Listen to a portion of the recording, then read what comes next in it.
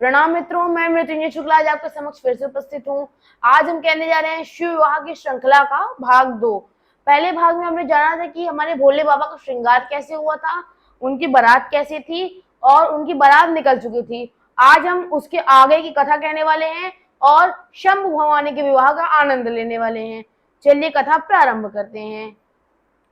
तो जब बारात हमने पिछले में देखा था आगे निकल गई थी, देवता लोगों की बारात तो आगे थी, बाकी तो भूत प्रेत पिशाच ये सब थे, उनकी बारात पीछे थी, यानी भोले बाबा की मेन बारात पीछे थी और देवता लोगों की काम चलाऊ बारात आगे थी। अब वो बारात तो आगे थी, मेन बारात अपने पीछे थी। अब दो देवता थे पीछे जो बैठे हुए थे। पहले वाले देवता ने पीछे देखा ऐसे, उन्होंने कहा पहले वाले देवता ने पीछे देख के कि वाह। दूसरे वाले देवता को भी उन्होंने कहा कि तुम भी थोड़ा पीछे देखो। अब दूसरे वाले देवता ने पीछे देखा, उन्होंने कहा वाह वाह बहुत बढ़िया, और उपहास उड़ाते हुए क्या कहा, जस दूल्हू तस बनी बराता, कौतुक बेबेद होई मग जाता। मतलब जैसा दूल्हा वैसी बारात है, इसमें कोई आश्चर्य की बात ही नहीं है कि दूल्हा अलग बारात अलग। अब तो सब सेम टू सेम हो गया है। अब ऐसे चलते चलते आगे जाती है बारात। पीछे तो थे हमारे भोले बाबा के सब लोग और आगे थे देवता लोगों के सब लोग। अब जब देवता लोगों की बारात पहुंच जाती है हिमालय पे, हिमालय पर्वत पे पहुंच जाती है अब देवता लोगों की बारात, तो वहां जो प्रवेश द्वार वगैरह होता है वहां पे अगवान आगे जाती हैं। जब बूढ़े लोग मतलब जो होते हैं लड़के के यहाँ से, उन्हें अगवान कहते हैं, वो आगे जाते हैं। जब वो स्वागत करने के लिए जाते हैं, बहुत बहु प्रकार से उनका स्वागत होता है। और जब सबका स्वागत हो रहा होता है तो एक जो बूढ़े बाबा थे अगवान, जिनको पुरखा भी कहा जाता है, वो जो बूढ़े बाबा थे वो अपना आते हैं, सामने देखते हैं, उनको लगता है कि वाह कितनी सुंदर बारात आई है, सभी बहुत सुंदर हैं, घोड़ी पे तो कोई बैठा नहीं है। अब बात यह है कि दुल्हा कौन है। सबसे सुंदर कौन थे, विष्णु जी। वो अब विष्णु जी के पास जाते हैं, उनके कान में पूछते हैं आप ही है ना वो। विष्णु जी पूछते हैं कौन, पूछते हैं आप ही है ना, पूछते हैं कौन भाई, पूछते हैं हमको पता है आप ही हैं, पूछते हैं कौन बताइए। तो कह रहे अरे दुल्हा, कह रहे अरे मैं दुल्हा नहीं, मैं तो बाराती हूँ। तो उसके बाद यह सुन के बहुत जोर से नाचने लगते हैं बूढ़े बाबा। ब्रह्मा जी ये नाच देखते हैं, विष्णु जी के कान में पूछते हैं इतनी जोर से नाच क्यों रहा है। फिर विष्णु जी उन्हीं के पूछते हैं आप नाच कह रहे हैं इतनी जोर से। वो कहते हैं कि अरे बारात इतनी सुंदर है, दुल्हा कितना सुंदर होगा। ब्रह्मा जी फिर ऐसे धीरे से कहते हैं उपहास में कि बेटा नाच लो जितना नाचना है, वो लोग आ गए ना, नाचने क्या चलने लायक नहीं बचोगे। अब ये सब हुआ। अब जब बारी आई कि सबको माला वाला पहना दी गई, अब गए मिष्ठान लाने, खान पान लाने। तो उसके बाद जो ब्रह्मा जी थे उन्होंने जितने देवता थे सबकी एक मीटिंग स्पेशल बुलाई तुरंत। फिर जितने भी देवता लोग उस मीटिंग में आए और ब्रह्मा जी ने क्या कहा सभी देवताओं से कि आप सब लोग सुनिए, जब तक पीछे वाले नहीं आ रहे हैं तब तक आप जो करना है कर सकते हैं, जो खाना है खा सकते हैं। वो लोग जैसे ही आ गए, आपको ना कुछ खाने को मिलेगा ना पीने को मिलेगा, बाद में कोई हमारे पास नहीं आएगा कि हमको ये नहीं मिला, हमको वो नहीं मिला। अगर वो लोग आपको कोका कोला दे रहे हैं आपको वही पीना है, आपको पेप्सी की मांग नहीं करनी है। अगर फेंटा मिल रहा है तो कोई लिम्का नहीं मांगेगा। और बाद में हमारे पास तो कोई नहीं आएगा, हमको ये नहीं मिला वो नहीं मिली है, चलिए आप खिला दीजिए, हम किसी को ऐसे कुछ करने वाले हैं नहीं। अब ये मीटिंग तो खत्म हुई। अब वहां जब खान पान जल पान की व्यवस्था होने लगी और अब भगवान वगैरह जितने भी थे माला वाला पहनाने लगे सबको, जितने पीछे देवता आ रहे थे, बाकी देवताओं को बहुत शरबत वगैरह पिलाने लगे, कोको कोला पेप्सी और वो क्या आम रस अंगूर का रस जो भी रस होता है सब पिलाने लगे उन लोगों को। देवता लोग अपने घटाघट पीते जा रहे हैं। अब बाराती तो अपने बाबा के पीछे थे, देवता लोग आगे थे। देवता लोग बैठे रहते हैं और अगवान लोग जब उनको पिला ही रहे होते हैं, सब काम पान सब कर ही रहे होते हैं, तभी अगवान लोगों को आवाज सुनाई देती है। क्या आवाज सुनाई देती है, बम बम भोले ऐसे आवाज सुनाई देने लगती है उनको। लेकिन अब भूत प्रेत थे, उनकी आवाज कैसे होती है कुछ भी, वो कहने लगते हैं बम बम बम बम भोले जय शिव हर हर बम बम जय शिव बम बम बम बम जय शिव हर हर बम बम जय शिव शिव शिव शिव शिव शिव जय शिव बकड़म बम भाई जय शिव हर हर बम भाई जय शिव अकड़म बम भाई जय शिव। अब भूत वो लोग थे, उनकी ताल अलग थी, लय अलग थी, वाणी सब अलग था। वो अपना कुछ भी अकड़म बकड़म जकड़म भुकड़म जो भी लगा के पीछे बम लगा दे रहे थे। अब भगवानों के कान में केवल बम बम आ रहा था आवाज। उन्होंने देवताओं से पूछा कि अच्छा आप ये बताइए, पीछे कुछ लोग छूट गए हैं क्या जो ये आवाज आ रही है? देवता समझ गए ये पीछे वाले लोग हैं, आ रहे हैं, बम बम कर रहे हैं। तो फिर देवताओं ने भगवानों को दो बात कही कि पहली बात, आप सारा ध्यान हम लोगों पे केंद्रित कीजिए, आप लोगों का मेन फोकस हम है, आप किसी भी एक्सेसिव आवाज पे ध्यान नहीं देंगे। दूसरी बात, कुछ खाने को लाइए, हम लोगों को भी भूख लगी हुई है। अब देवता लोग जाते हैं, अपना बैठे हुए हैं, अपना गटागट सब खाए पिए जा रहे हैं, कितनी देर ध्यान न देते अगवान। एक अगवान बाबा थे, देवता से चर्चा करके हाथ में गिलास में वो डाल रहे थे जूस। तभी देवता से चर्चा करते करते कहते अरे आज का मौसम बहुत बढ़िया है। ऊपर उनको एक तो बाबा का भूत दिखता है। देखते देखते उनके हाथ से जितना भी जूस सब गिरा जाता है। एक अगवान जी माला पहनाते वक्त कहते हैं अरे नीचे देखो गिर रहा है। वो जूस पिलाने वाले कहते हैं ऊपर देख लो और जल्दी जितना हो सके निकल लो, नहीं तो जूस तो अभी केवल गिर रहा है, अभी हम लोग भी गिरना शुरू हो जाएंगे। और सब लोग अपने एकदम चिंता में आ जाते हैं, भूत प्रेत आसमान से उड़ उड़ के नीचे आ रहे हैं। और तभी तक जब वो लोग शिव समाज जब देखने लागे, जब वो लोग शिव जी का समाज यानी बारात देखने लगे, तब जिस हाथी घोड़े पे लोग बैठ के आए थे, बिडरी चले बाहन सब भागे। जितने भी उनके हाथी घोड़े थे सब डर डर के भागने लगते हैं। अब वहां पे कुछ बच्चे भी आए हुए थे। अब उन बच्चों को जो देखते हैं वो बाबा को, अब जब वो बच्चे देखते हैं बारात वगैरह, इतने भूत प्रेत पिशाच थे, बल्कि वो तो छोटे बच्चे थे, इतने बड़े बड़े जो पीछे गांव बसे हुए थे नगरी के आगे, उन्होंने गांव छोड़ दिया था। कई लोगों ने तो गांव बदल लिए गए थे। क्यों? भूत इतने आ रहे हैं, एक भूत आता है लोग रास्ता बदल लेते हैं। यहाँ भूतों की टोली बारात आ रही थी, लोग गांव बदल लिए थे। अब यहाँ कुछ बच्चे होते हैं, बाबा को देखते हैं, माँ लोग ऐसे भेजती हैं कि जा बेटा देख के आओ कैसे है बारात। तो अब कुछ माताएं लोग भेजी थी अपने बच्चों को। अब बच्चे बारात देखते हैं, देख कितना भयभीत होते, सरपट्टा भाग के घर आते हैं। उसके बाद अंदर आने के बाद वो तुरंत पट बंद कर लेते हैं। माता पूछती हैं कि इतने शुभ अवसर पे पट बंद कर रहे हो, पागल हो गए हो क्या? तभी वो बच्चे कहते हैं अगर एक भी अंदर घुस गया ना, अगर हम पट नहीं बंद किए, एक भी अंदर आ गया ना, तो शुभ अशुभ बनने में देर नहीं लगेगा। माता पूछती है क्या हुआ? तो बच्चे कहते हैं कि मरवाने भेजी थी, मारने भेजी थी हमको। तो माता पूछती अच्छा बारात कैसी है? तो कहती है अरे बारात कहाँ आई है, जम कर धार की धाव बरी आता। अरे भैया जमराज की सेना आई है, बारात थोड़ी है ये यहाँ पे कोई। तो उनकी माता पूछती है अरे जमराज की सेना? बच्चे कहते हैं भूत भूत आए हैं। कहते हैं अच्छा तो दुल्हा कैसा है? माँ बच्चे कहते हैं कि बर बौरा, बौरा माने पागल, बकलोल, दुल्हा बकलोल है। माँ पूछते हैं काहे? कहती है बसा सवारा, बैल पे बैठ के आया है, सब घोड़ी पे आते हैं, बैल पे बैठ के आया है। ब्याल कपाल विभूषण छारा, कि अगर इसको आभूषण आभूषण नहीं मिले थे, शरीर में भस्म लगाया है, अपने मुंडी खोपड़ी टांगा हुआ है, गले में सांप पहना हुआ है। बस्ते विस्तार करते हुए बताते हैं तन छार ब्यार कपाल भूषण नगन जटिल भयंकरा, संग भूत प्रेत पिशाच जोगिनी विकट मुख रजनी चरा, जो जियत रही ही बारात देखत पुण्य बरते कर सही, देखी सो उमा विबाऊ घर घर बात ऐसी लड़िकन कही। हाँ बात ऐसी लड़िकन कही कि जो दूल्हा है उसने अपने तन पे मृगछाल मतलब बागांबर पहना हुआ है, बाघ की चमड़ा पहना हुआ है उसने तन पे।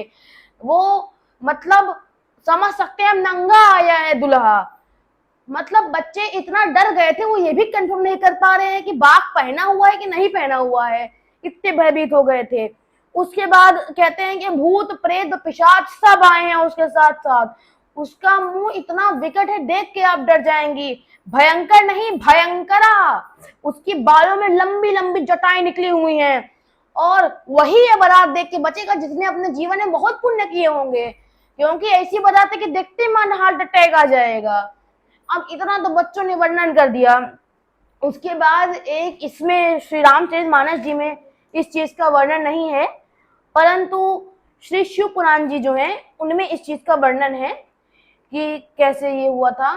तो हमारे यहाँ पे भारत में एक रस्म होती है कई गांवों में कि जो नाउन होती है वो जो दूल्हा होता है उसकी नजर उतारने के लिए सिलबट्टा होता है, उसकी जो सिल्ली होती है उससे उसकी नजर उतारती है और उसको बगल में रख के नेचुर मांगती है। अब जो भोले बाबा की नजर उतारने के लिए एक नाउन आई, उसने सब अपना कार्यक्रम किया, बगल में सिल्ली रख दी, उसके बाद कहा कि अब हमको भी कुछ नेक दीजिए। बाबा कहे अरे मैं तो सन्यासी हूँ, मैं क्या दूंगा आपको। वो कहे कि आपको जो सबसे प्रिय है वही दे दीजिए। बाबा को क्या प्रिय था, उनके गले में टंगा वासुकी नाग, वो उतारते हैं उसको वहीं रख देते हैं थाली पे उनकी, जिसमें वो नेच मांग रही थी। रखते ही इतना जोर से वो थाली फेंक देते हैं अपने हाथ से, वो उनकी दासी वगैरह जो भी आई थी सब तुरंत महल के अंदर जाती हैं। अब इसमें भी दिया गया है कि सामने द्वार पूजन के लिए जाते हैं। द्वार पूजन के लिए आई थी मैना मैया, यानी कि पार्वती मैया की माता श्री। अब उनको पता था कि दूल्हा थोड़ा तो विकराल है, पर इतना विकराल है उनको भी नहीं पता था। अब जैसे ही वो भोले बाबा को देखती हैं, आहा, देख के इतना उनको पसीना आने लगता है, इतना भयभीत वो भी हो जाती है, इतनी चिंतित हो जाती है माता पार्वती के लिए। वो थाली हाथ में पकड़े हुए थे, उनका हाथ कांपने लगते हैं, वो थाली पटकती है, अंदर भाग जाती है माता पार्वती के पास। अब जब वो माता पार्वती के पास अंदर जाती हैं तो बाबा महादेव जो थे उनके साथ एक देव था या कोई था उनके साथ बराती उनका, उसने उनके कान में कहा कि बाबा ये आपका अपमान कैसे किया इन्होंने। बाबा ने फिर उनको समझाते हुए कहा अरे इसमें अपमान की क्या बात है, ये तो मेरे परिवार की रीत है कि जहां पे भी दूल्हा आता है तो माता अपनी जो पुत्री होती है उसके लिए चिंतित होती है, उसके लिए बहुत दुखी होती है कि अब वो उसके बिना कैसे रहेगी, तो वहां थाली पटक देती है, अपनी पुत्री के पास चली जाती है। इसमें क्या गलती है इनकी, ये तो रीत है ना। तो अब बाबा ने तो अपने परिवार का मतलब डिफेंस कर लिया। अब मैना मैया अंदर गई थी, पार्वती मैया को गोद में बैठा के बहुत रोने लगी कि ब्रह्मा जी ने ठीक नहीं किया, जिस फल को कल्प वृक्ष में लगाना था उसको बबूल के पेड़ में लगा दिया, बहुत गलत किया। मैं पहाड़ से कूद जाऊंगी, मर जाऊंगी, अग्नि में जल जाऊंगी, परंतु इस पागल के साथ तुम्हारा विवाह नहीं होने दूंगी। तभी एक उनकी दासी थी पूछती है कि विवाह सजेस्ट किसने किया था। नारद जी याद आ गए। आहा, क्या क्या गाली पड़ी उनको। और फिर मैना मैया ने नारद जी को अपने मन में सोचते हुए कहा कि नारद कर मैं काह बिगाड़ा, भवन मोर जी बसत उजारा। कि मैंने नारद का क्या बिगाड़ा था, मेरी बेटी को उस पागल के लिए तपस्या करना भेज दिया, मेरा जो इतना अच्छा खासा परिवार था उसको उजाड़ दिया नारद ने। एक कितना मतलब क्यों इसने नारद ने ऐसा किया है। मैना मैया बहुत नारद जी को मतलब गरियाती हैं। उसके बाद अब मैना मैया नारद जी को कहती हैं कि पर घर घालक लाज न भीरा, बांझ के जान प्रसव कै पीरा। कि किसी और के घर में फूट डालते हुए, किसी और के घर का अहित करते हुए लाज नहीं आई नारद को। एक बांझ यानी कि जिसका पुत्र ना हो, और वो एक संतान की, एक पुत्र की पीड़ा कैसे समझ सकता है। उसने नारद ने ठीक नहीं किया, बिल्कुल ठीक नहीं किया। तभी माता पार्वती मैना मैया को रोकती हैं और कहती हैं कि ये बताइए माँ, क्या आप ब्रह्मा जी की लेखनी बदल सकती हैं। मैना मैया कहती है नहीं पुत्री, मैं नहीं बदल सकती हूँ।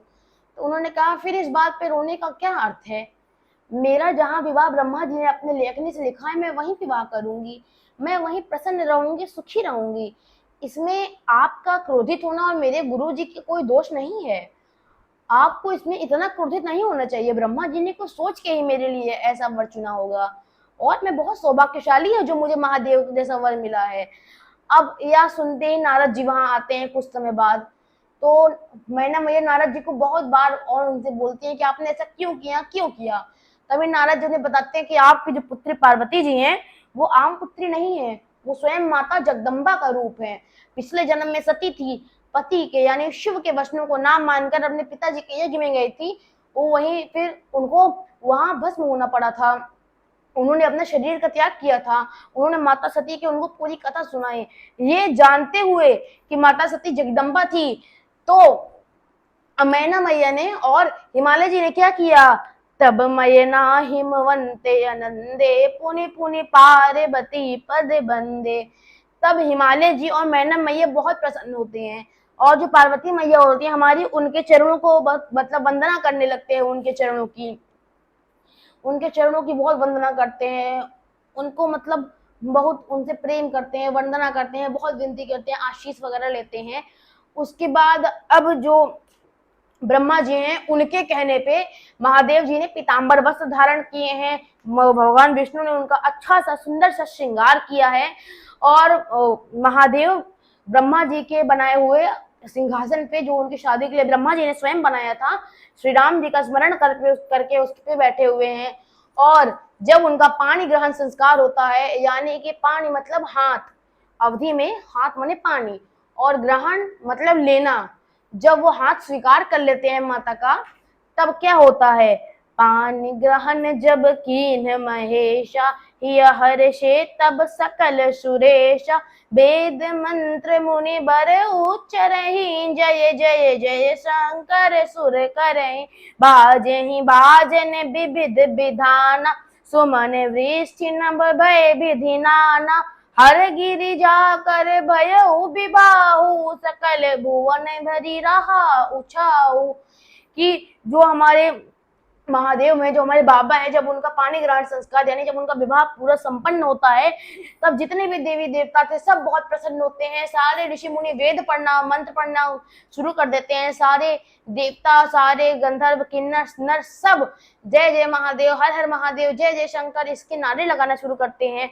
और उसके बाद पूरा जितना भी जिस भवन में विवाह हुआ था वो पूरा भवन पुलकित हो जाता है, पूरी पृथ्वी पुलकित हो जाती है इस सुंदर विवाह को देख के। उसके बाद जब विवाह पूरा संपन्न होता है तो बहुत सारा दाइज दिया था हमारे हिमालय जी ने।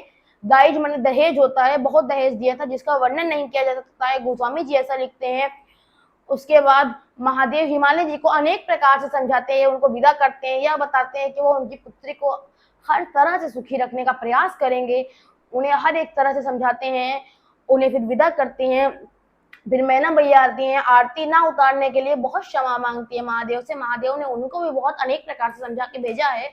उसके बाद मैना मैया पार्वती मैया से बहुत अनेक प्रकार से मिलती हैं, बहुत उन्हें समझाती हैं, और फिर वो आखिरी में उनसे एक ही बात कहती हैं कि पुत्री, करेहु सदा शंकर पद पूजा, नारी धर्म पति देव न दूजा।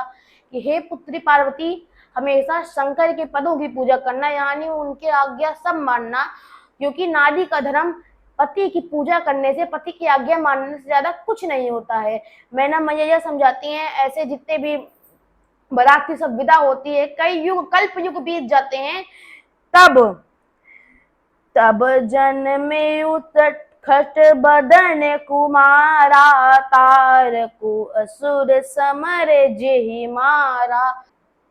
कई कल्प युगों बाद फिर हमारे 6 मुख वाले कार्तिकेय जी का जन्म होता है, और वह तारकासुर नामक जो असुर था, जिसके कारण कई सारे देवता बाबा को कहते हैं कि विवाह कर लीजिए, विवाह कर लीजिए, उसका वध करते हैं, और पूरे संसार में बहुत ज्यादा खुशी और सुख आता है।